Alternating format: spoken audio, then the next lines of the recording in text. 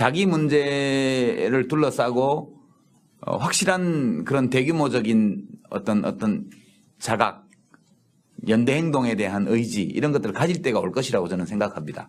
그렇게 생각하고요. 누가 해주지 않아도 저절로 될 것이다. 뭐 각자가 열심히 노력하기만 한다면 저절로 될 것이다 이렇게 생각을 합니다. 하고 이제 니네들이 집권하고 있을 때는 왜 이명박 대통령이 하는 것처럼 그렇게 국가정보원, 검찰, 국세청 이런 권력, 경찰청 이런 데를 써가지고 야당 의원 뒷조사하고 좀 뉴라이트 우익들 단속하고 그렇게 발본색원을 못했냐 그런 이제 말씀이신데 그건 올바른 게 아니죠. 그러니까 저는 민주주의의 요체는 이제 수단의 정당성에 있다고 보는 거죠. 그러니까 목적의 정당성은 누구나 다 자기가 지향하는 목적이 정당하다고 주장할 수 있습니다. 그러니까 근데 어떤 악한 세력도 악한 목적 누구나 볼 때 악한 목적을 내걸고 나쁜 짓을 하지는 않아요. 그 사람들이 안 받아들이니까.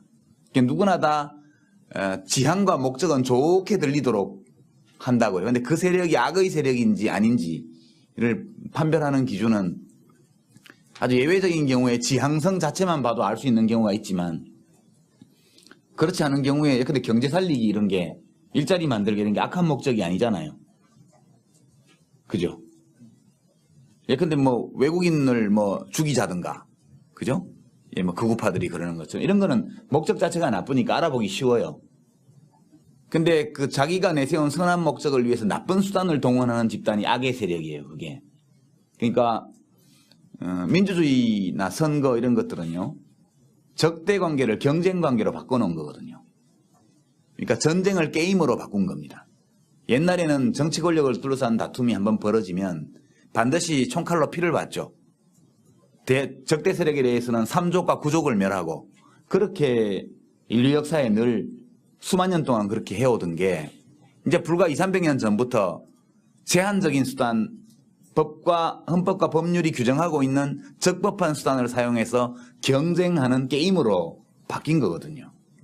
참여정부나 국민의 정부는 게임을 한 거죠. 그 경쟁자들을 적으로 보지 않았습니다. 적으로 보면 말살해야 되는데 그것이 아니고 우리들의 정치적 적대 진영도 이 민주공화국에서 시민권을 가지는 경쟁자로서 본 겁니다. 그리고 저쪽과 우리 쪽이 하는 이 경쟁이라는 것은 무한 반복되는 정치 게임으로 본 거죠. 그러니까 그것은 저는 권력 잡은 사람으로서는 당연히 그렇게 해야 된다고 생각을 하는 거죠.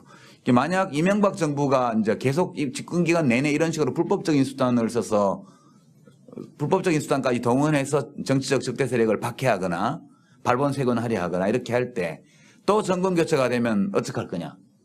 그럼 기분 같아서는 그대로 돌려주고 싶겠죠. 전임 정권에 대한 정치 보복도 하고 탁탁 털어서 조사해서 먼지라도 한 톨 나면 다 구속시키고 이렇게 하고 싶은 마음이 있겠죠. 그러나 계속 그렇게 한다면 이런 나쁜 일들이 끝이 없이 가는 거죠. 그러니까 경쟁자들이 악을 행한다고 해가지고 나도 악을 행하면 그러면 우리가 처음에 선을 행하려고 했던 그 의지는 어디로 가는 거죠?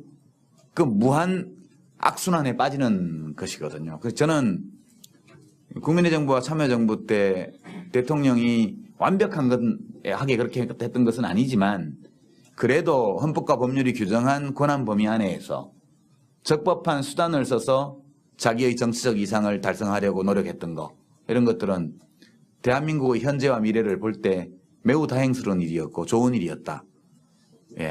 다음에 혹시 야당이 다시 정권 탈환을 하더라도 지금 이명박 정부가 하는 것처럼 이렇게 국가기관, 헌법기관들을 장악해서 사유화하고 그렇게 해서 헌법과 법률의 취지에 어긋나게 권력을 운용하고 이런 행태를 보여서는 안 될 것이다. 저는 그렇게 생각합니다. 악의 악으로 대항하는 것은 좋은 것이 아니죠.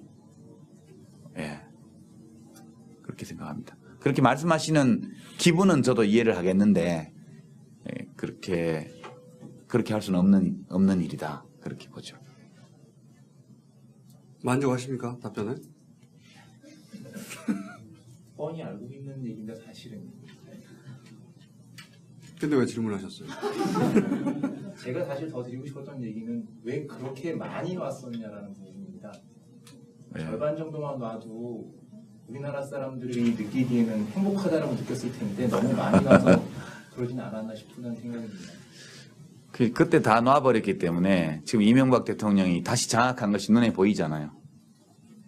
예. 그때 다 놨기 때문에 지금 다시 장악하고 있는 것이 눈에 보이지 않습니까? 그리고 다시 장악하려니까 힘이 들죠.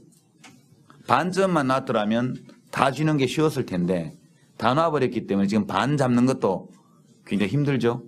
그러니까 아마 이명박 대통령이나 그 대통령을 보좌하고 있는 분들 중에는 이런 얘기 할지 몰라요. 지난 좌파 정권 10년 동안 국민들 버릇 다 망쳐놨다. 이런 식으로 얘기할 겁니다. 아마 자기들끼리. 도대체 30살 먹은 백수 청년 하나 잡아넣는데 이렇게 나라가 시끄러우냐. 미네르바 뭐 박아무개 씨 같은 경우에. 그 자기들이 옛날에 집권하고 있을 때 그 정도 잡아가는 건 일도 아니었거든요. 그런데 말하자면 노무현 대통령을 저격하는 그림을 그린 사람을 놔뒀잖아요. 고발도 하지 않고 고소도 하지 않고 인지수사도 안 하고 놔줬지 않습니까? 그때 뭐 독립신문인가 어디 뭐 무슨 하여튼 이름을 잘 모르겠는데 우익신문에서 그 만평 낸 거를. 그랬기 때문에 지금 미네르바를 잡아넣는 것이 야만 행위로 보이는 거거든요. 예. 그렇습니다. 그러니까 이 세상에서 틀린 의견을 말했다고 해서 감옥에 잡아넣으면 언론의 자유가 있을 수가 없죠. 틀린 의견을 말하는 것에 대한 처방은 올바른 정보를 제공하는 게 처방이겠죠. 그런데 이 정부는 자기들이 보기에 틀린 정보를 말했다, 틀린 이야기를 했다고 해가지고 그것에서 올바른 정보를 제공해서 대응하는 것이 아니라 뭐 새벽에 집에 있는 데 가서 가족들 앞에서 기자들 잡아오고 뭐 길거리에서 PD들 납치하듯이 체포하고 이렇게 하고 있지 않습니까? 이렇게 하면 예, 사람이 다 올바른 말만 해야 된다면 누가 겁이 나서 언론의 자유, 표현의 자유를 행사하겠어요? 예, 그러니까 그는 뭐 예, 그 놓아버린 게 정권으로서는 단기적으로 손해였을지 모르겠으나 대한민국으로 볼 때는 예, 한 시기에 정부가 그렇게 손해볼 줄 뻔히 알면서도 권력기관을 놓아버린 것, 이런 것이 매우 잘한 일이다, 저는 그렇게 생각합니다. 정권 뺏겼지만 예, 그거 장악하고 있었다고 해서 안 뺏겼다는 보장도 없고요. 그렇습니다. 그 김건태 전 열린우리당 의장님이 저거 선임 장관님 하셨던 분이 그 고문당에서 이 뒤에 그 딱지 앉은 그거를 변호인과 가족에게 전해주기 위해서 정말 온갖 쇼에 가까운 그런 우여곡절을 거쳐서 그걸 전해주거든요. 그 당시 법원에서는 그 고문 딱지를 현장에서 보자는 그 피고인 변호인의 주장도 배척했고요. 그 딱지를 못 전해주게 하기 위해서 검사가 온갖 수를 다 써놓고도 그 법정에서 고문 주장이 나오는 거라서 거짓말이라고 검사가 이야기를 했습니다. 그때 그렇게 했던 검사들, 판사들 지금 다 잘 살아요. 이제 그런 것들을 보면 이 땅에 도대체 정의가 어디 있는 거냐.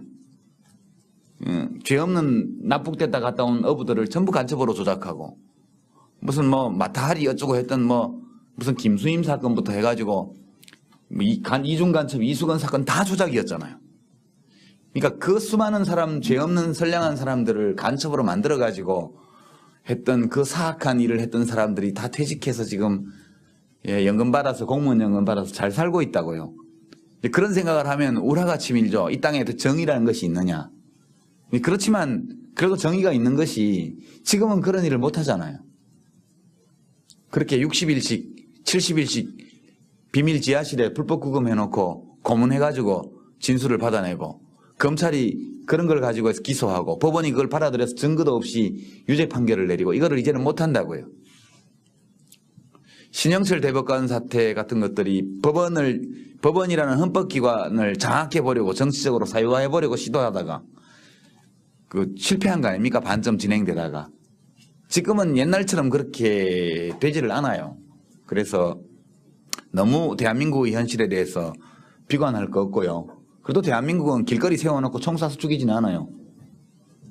지금 동남아시아라든가 뭐 이런 서남아시아라든가 이런 데 비하면 여기는 굉장히 숨쉴만한 나라입니다. 얼마든지 여유를 가지고 예, 그 어떤 어떤 진보적이고 진취적인 어떤 선을 실현하기 위한 연대를 조직할 수 있고요. 지금 제가 볼 때는 오히려 국민들의 그런 의지 이런 것들이 부족해서 못하는 거지 탄압이 너무 심해가지고 그걸 못한다. 그건 전혀 아니거든요. 그래서 때되면 필요한 일들은 때되면 다 일어난다. 그렇게 생각을 하고 자기 주변에서 남들과 이제 연대를 이루어서 무엇인가 작은 일이라도 불합리한 것을 개선하고 이렇게 할 수 있는 쪽으로 노력해 나가고 그렇게 해가면서 그런 노력들이 전부 엮어져서 하나의 흐름을 형성하고 그럴 때가 오리라고 저는 생각해요. 미국도 부시 대통령이 저렇게 막 사람 잡아다가 막 물고문하고 이런 걸 다 허락해주고 그 정당화하던 나라였잖아요. 몇 년 전까지. 2년 전까지. 그동안 이제 그 끝에 오바마 대통령이 당선이 되어서 사회가 좀 정상화되지 않습니까? 그런 것처럼 우리도 이 시기가 일종의 열병에 걸린 시기다. 이렇게 볼 수도 있는 거기 때문에 너무 우리 현실에 대해서 비관적으로 볼 필요는 없다. 이렇게 생각합니다. 대한민국 괜찮잖아요. 이 정도면. 저는 그렇게 생각합니다. 여유를 가지고 그렇게. 제가 요점을 다시 좀 여쭤봐도 되겠습니다. 답을 잘못했다는 얘기죠. 그러니까 다른 물론 말씀하시는 부분에 대해서 말씀하시는 부분에 대해서 충분히 제가 공감하고 그 부분에 대해서 반박할 생각은 없습니다. 근데 제가 말씀드리고 싶은 건 뭐냐면 지금 말씀하신 거는 시간과 공간에 대한 그러니까 과거의 시간을 가져오시고 그리고 다른 공간을 가져오셔서 말씀을 하셨는데 근데 지금 이 정치 공간에서 우리나라라는 공간에서 정말 활력 있게 움직이는 젊은이들을 대상으로 한다면 제가 30대 초중반 젊은이들, 20대 젊은이들, 그러니까 과거를 모르던 젊은이들이라는 거죠. 그 젊은이들에게 과거와 다른 공간에 대한 이야기보다는 현재에 대한 이야기를 하길 원하고, 그러니까 지금 제가 감지하고 있는 게 뭐냐면 자포자기 세력이 굉장히 늘어나고 있습니다. 그러니까 자포자기 세력이 다음 정부에서 패배하거나 아무튼 이런 어떤 희망의 씨앗이 안 보일 경우에 자포자기 세력이 당연히 이명박이나 한나라당 쪽으로 붙겠죠. 그래서 그 지점이 저는 우려되는 겁니다. 그러니까 제가 지나치게 비관적으로 말씀드리는 것과 동시에 이제 유시민 선생님께서도 너무 낙관적으로 말씀하시는 게 아닌가 싶습니다. 저는 저 질문하신 분의 질문에 요점이 있다고 생각합니다. 지적에. 왜냐하면 저도 비슷한 생각을 했거든요. 그러니까 말씀하신 거는 이제 군사정권 시절과 비교하셨는데 지금은 군사정권 시절 겪지 않은 20대, 30대가 있거든요. 그분들한테 군사정권 시절 겪지 않은 경험을 생각해서 지금 괜찮다라고 말하면 위안이 잘 안 된다 이거죠. 그 비가 적절하든 적절하지 않든 아니, 겪지 못했기 때문에. 저는 오히려 거꾸로 생각하는데요. 지금 20, 30대들 안 겪어본 사람들은 별 문제 못 느끼고 있잖아요. 많은 사람들이. 아닙니다. 문제를 느끼는 사람도 많아요. 근데 제가 이제 예컨대 지난 대통령 선거를 전후한 시기에 여론조사표를 보면요. 20대하고 50대가 여론이 똑같아요. 보수화됐다고 하는 건 뭐. 아니, 20대하고 50대가 여론이 똑같습니다. 그 동향이. 그러니까 지금 40대들, 30대 후반들은 옛날에 그걸 겪어봐서 이 헌법 조항 하나하나가 얼마나 중요한지에 대해서 내 삶과 이것이 어떻게 연관되어 있냐에 대해서 체험적으로 많이 알고 있죠. 근데 20대들은 실제로 그냥 지금 1980년대 말 이후에 출생자이기 때문에 절대 빈곤도 잘 모르고요. 그리고 굉장히 나름으로 개성 있게 그리고 자유롭게 자란 세대거든요. 지금 어려움은 뭐 취직이 좀 어렵다는 그 하나 빼고 나면 당군 할아버지 이래로 이렇게 행복했던 세대가 없습니다. 지금 20대들만큼. 근데 현실 지금 잘못하고 계신 거예요. 당군이라는 행복한 시절이 없다고. 지금 이라크에 파병된 미군들보다 대한민국에서 자살하는 사람들이 매일 더 많아요. 그렇죠. 예. 이게 정상인. 근데 그렇게 문제를 끌고 가지 마시고 우선 이 문제부터 얘기를 하면은 그러니까 20대 30대들이 지금 상황에 대해서 큰 위기의식을 느끼냐면 저는 그렇지 않다고 생각해요. 제가 보는 바로는 그 욕 좀 하고 인터넷에 댓글 좀 달고 그리고 그냥 지나간다고요. 지금 20대들 20대 중후반 이후에 그 30대 초반까지의 유권자들 사이에서 어떤 사회적 연대나 이런 거를 대중적으로 발견할 수 있냐면 발견하지 못해요. 저는 그렇게 봅니다. 그러니까 이 세대는 무언가 자기 문제를 자각해 할 때에만 일어서게 돼 있습니다. 그분들이 그 세대가 무엇인가를 자각하고 스스로 연대를 조직하려고 나서기 전까지는 누구도 그걸 대신해 줄 수가 없어요. 저는 그렇게 봅니다. 그래서 그건 뭐 그렇게 해서 또 보수 정권이 연장된다? 그러면 또 그렇게 가야 맞는 거죠. 왜냐하면 국민이 주권자니까. 그거는 우리 소망과 아무리 어긋난다 할지라도 그것이 현실이기 때문에 저는 뭐 그렇게 간다고 봅니다. 그건 막을 수도 없고. 그렇지만 그 과정에서 우리가 얘기를 하는 거죠. 그냥 이런 것이다, 저런 것이다, 우리 이렇게 생각한다, 토론하고 뭐 저 같으면 강연도 다니고 책도 쓰고. 그렇지만 강연 다니고 책 쓰고 누가 텔레비 토론 나와서 얘기해 본들 들을 사람이 들어야 의미가 있는 거죠.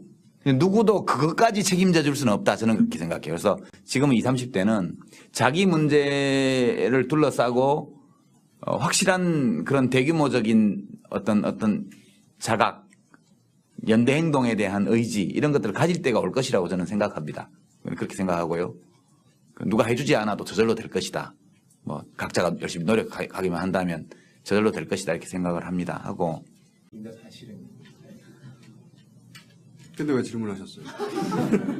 제가 사실 더 드리고 싶었던 얘기는 왜 그렇게 많이 왔었냐라는 부분입니다.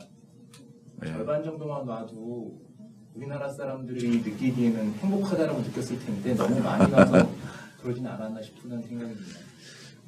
그때 다 놔버렸기 때문에 지금 이명박 대통령이 다시 장악한 것이 눈에 보이잖아요. 예. 그때 다 놨기 때문에 지금 다시 장악하고 있는 것이 눈에 보이지 않습니까? 그리고 다시 장악하려니까 힘이 들죠. 반점만 놨더라면 다 쥐는 게 쉬웠을 텐데 다 놔버렸기 때문에 지금 반 잡는 것도 굉장히 힘들죠. 그러니까 아마 이명박 대통령이나 그 대통령을 보좌하고 있는 분들 중에는 이런 얘기 할지 몰라요. 지난 좌파 정권 10년 동안 국민들 버릇 다 망쳐놨다. 이런 식으로 얘기할 겁니다. 아마 자기들끼리. 도대체 30살 먹은 백수 청년 하나 잡아넣는데 이렇게 나라가 시끄러우냐. 미네르바 뭐 박아무개 씨 같은 경우에. 그 자기들이 옛날에 집권하고 있을 때 그 정도 잡아가는 건 일도 아니었거든요. 그런데 말하자면 노무현 대통령을 저격하는 그림을 그린 사람을 놔뒀잖아요.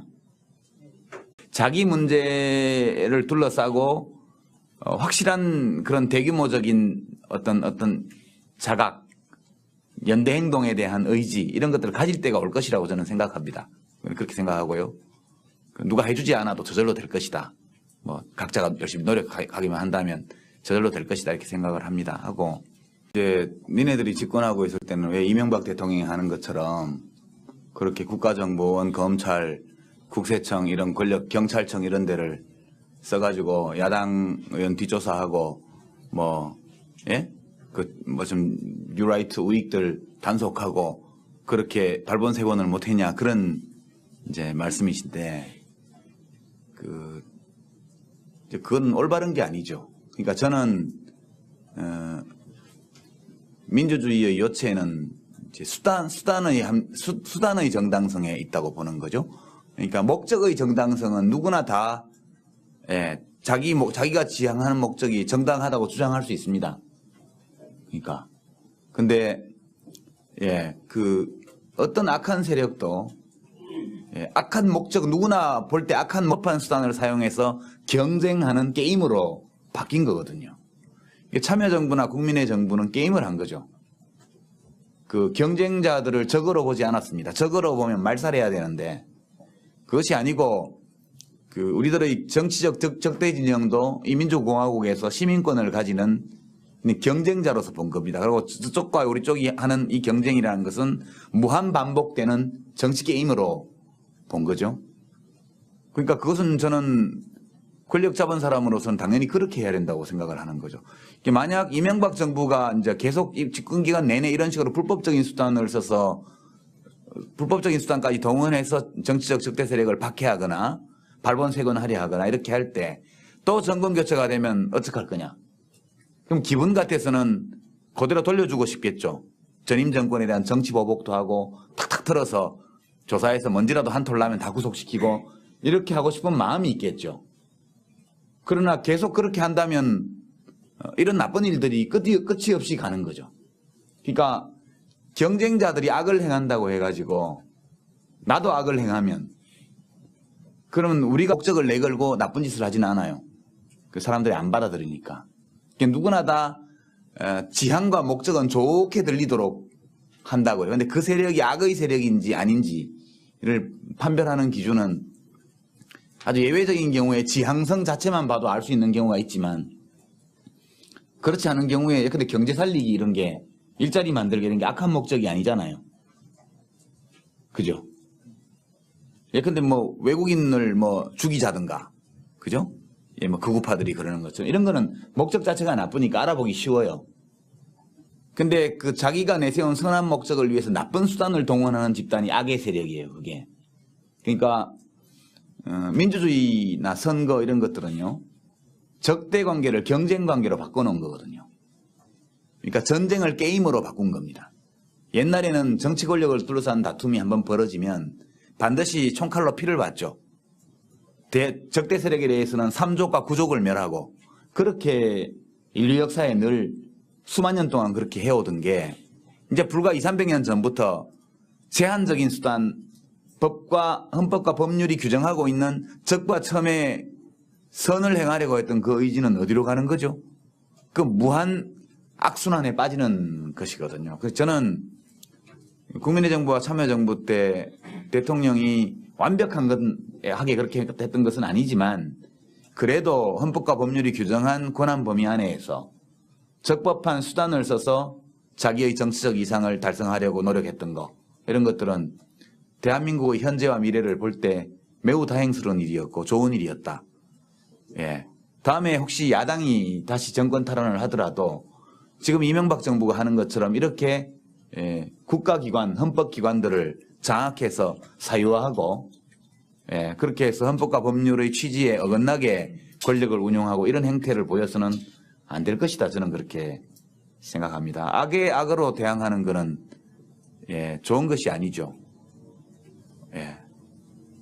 그렇게 생각합니다. 그렇게 말씀하시는 기분은 저도 이해를 하겠는데 그렇게 할 수는 없는 일이다. 그렇게 보죠. 만족하십니까? 답변에? 뻔히 알고 있는